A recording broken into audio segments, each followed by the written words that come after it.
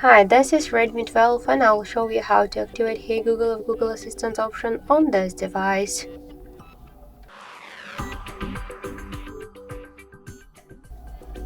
So first, launch the Google application, tap on the right upper corner and go to the settings. Click the voice option and tap to voice match.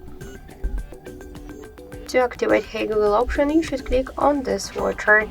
Tap to more, I agree, read all of the descriptions. Tap to yes, I agree once again. Now we could see that the Hey Google option successfully activated, and if you want Assistant to recognize your voice, you could click here to voice model to add your own voice model. So that's it, thank you for watching, and if you like this video, leave thumbs up and subscribe.